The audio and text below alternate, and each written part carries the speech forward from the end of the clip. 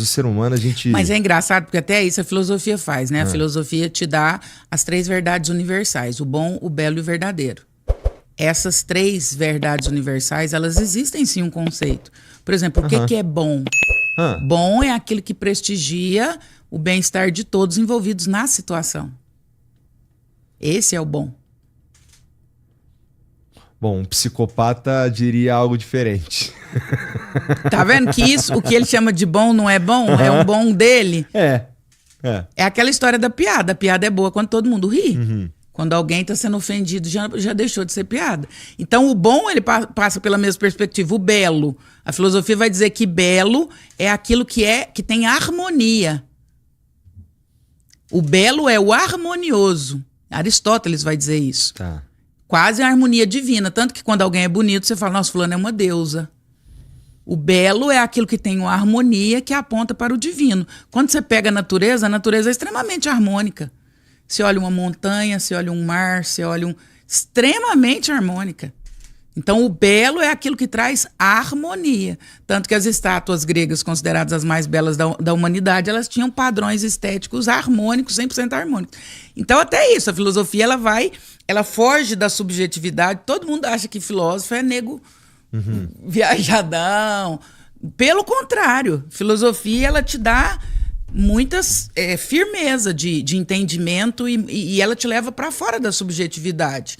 O que é, o que não é, não é. Mas deve ter tido vários desses conceitos aí que foram desafiados ao longo da história da filosofia. Foram e são, né, até hoje. E é isso que é maneiro, né? A possibilidade de desafiar esses conceitos aí. Porque assim, a gente começou falando de como é diferente ser um jovem hoje e ser um jovem em 1990, né? Tava te contando, 2 filhas, uma de 12 e outra de 10. Boa sorte. Então, cara, como é que a gente chegou num ponto em que a gente... Porque eu tento cometer erros diferentes com as minhas filhas. Eu já entendi que elas terão traumas. Causarei traumas. E tá tudo certo, inclusive necessário. Causarei traumas, mas eu só queria causar uns traumas novos. O trauma é necessário na educação. O que a gente está chamando de trauma? Trauma vem da palavra grego talmazém. Talmazém é aquela... Quando você tem uma árvore, você planta uma árvore novinha. E ela, por ser nova, ela começa a entortar. Aí você põe aquela ripazinha, aquele pau, e amarra um arame ali para a árvore reta. E aí ela entorta de novo. Você põe outro e vai... Depois que a árvore cresce e está madura, você retira as escoras e retira o arame. A árvore cresceu reta, mas ela está cheia de marcas do arame. Aquilo é o talmazém. Trauma é fazer com que ele cresça reto e não se perca no meio do caminho. Traumas são as marcas usadas para que ele cresça em retidão necessárias. Nossa, é um jeito bonito de falar de trauma. Geralmente ele tem uma outra conotação, né? Trauma ele é necessário. Lacan vai dizer que trauma é a necessidade de frustração. É o não para que o ser tenha estruturação psíquica. Eu dou um exemplo que eu acho bem simples.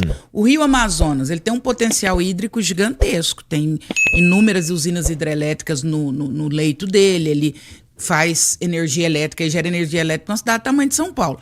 Imagina o Rio Amazonas sem limite. Ele ia explodir cidades, fazendas, estados inteiros. A estruturação, o limite do Rio Amazonas é que faz com que ele seja tão potente. O ser humano precisa de limite. As suas filhas têm uma potência gigantesca, mas se tiver difusa, ela se perde. O trauma é o limite imposto necessário. Tá cada vez mais difícil impor esse limite, eu sinto, sabe? Não por conta da qualidade dos pais, talvez sim. Mas um pouco também por conta das ferramentas disponíveis para se desviar, sabe? Com que idade, por exemplo, é uma idade legal para se ter, para uma criança ter um celular? Eu tenho certeza que eu errei nisso daí. Você deu com que idade? Primeiro tu me fala qual que é a idade que tu daria.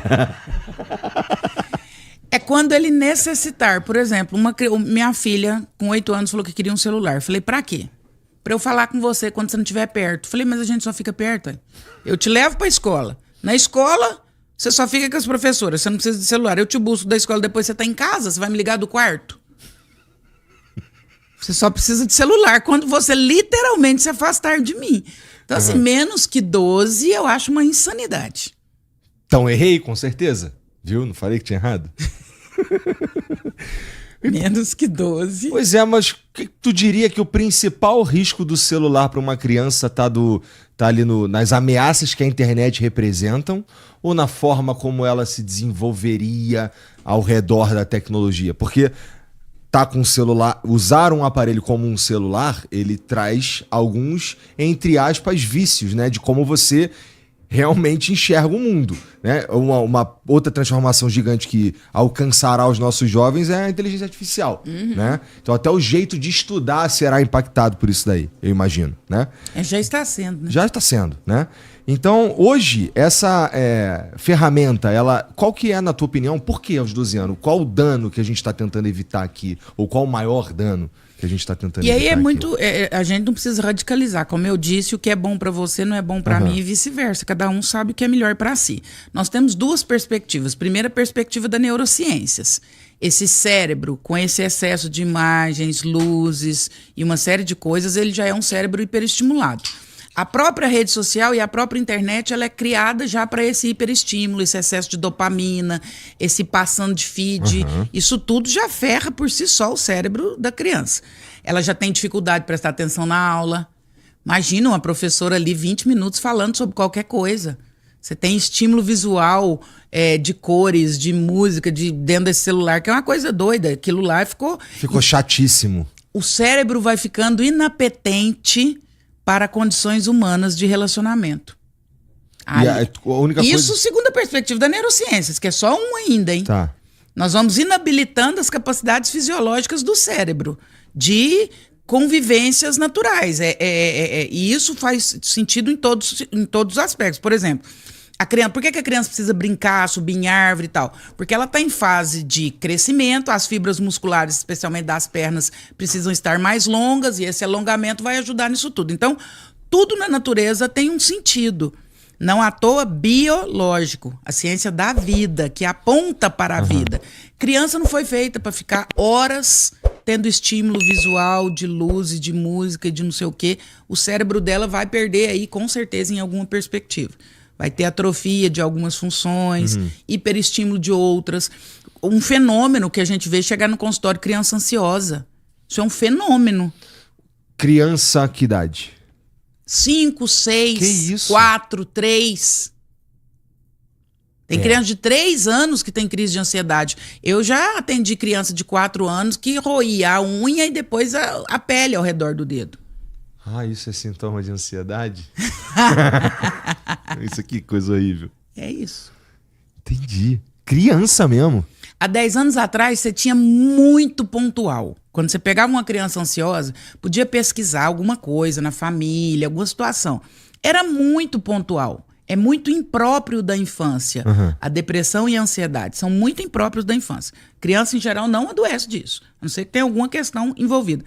Hoje, criança com insônia, criança de 7 anos que não consegue dormir, hiperatividade, essa síndrome de transtorno de déficit de atenção e tantas perspectivas novas da saúde mental que estão aparecendo, que vem muito desse nosso novo estilo de vida, desse hiperestímulo, dessas situações todas. Aí, segundo a neurociência. Agora, segundo a psicanálise, qual que é o grande problema do excesso aí de redes sociais, enfim. Primeiro que a criança é sujeita a conteúdos que ela não deveria. Concordo. Precocemente. A não ser que os pais tenham um controle muito rígido. Vou te falar que quem é pai de criança com a idade que as das minhas sabe que essa é a parte mais complicada ao deixar os seus filhos usar esses troços aí. Por quê? Porque eles vão dar um jeito. Um exemplo rápido o Netflix, por exemplo, ele tem... Inclusive, Netflix, eu não sei nem se dá pra consertar. Você cria uma conta de criança, a minha conta tem senha, a conta da minha esposa tem senha, e você cria uma conta de criança pras crianças, né? O que a criança faz? ela apaga a conta dela, cria uma conta de adulto, assiste o que tem que assistir, apaga a conta de adulto e cria a conta de criança de novo. Entendeu? Eles não estão nem aí pro bloqueio que tu coloca. Então você fala assim, isso tudo interfere? Interfere. Por exemplo, você sabia que meninas do sexo feminino, que moram lá naquela cidade pequenininha, que tem pouquíssimo estímulo visual, enfim, menstruam mais tarde que meninas que têm excesso de estímulo? Minhas filhas fizeram um tratamento. Para segurar a menstruação, tá vendo? O organismo reage, o fisiológico reage à sexualização, às imagens, ao desejo. O nosso corpo é, de novo, biológico, né? A lógica da vida. O nosso corpo responde muito, ele é muito inteligente. Então, se eu começo a ver determinadas situações, o meu corpo começa a reagir a determinadas situações. E aí muitas coisas vão acontecer. Assim como eu posso adiantar essa fase da menstruação, imagina quantas outras coisas não podem acontecer. Você está falando das crianças com ansiedade, né? Pois é. E você acha que tem conserto, André? Tipo, uma criança foi exposta ou ficou solta com isso daí um tempão e o pai e a mãe começam a sentir que, putz, tem que arrumar. Dá para arrumar? Arrumar é uma palavra mais complicada, né? Eu costumo brincar que depois que a gente vê, não tem jeito de desver. Uhum. Depois que você vê, você não desvê. O ideal é assim, evitar mais danos.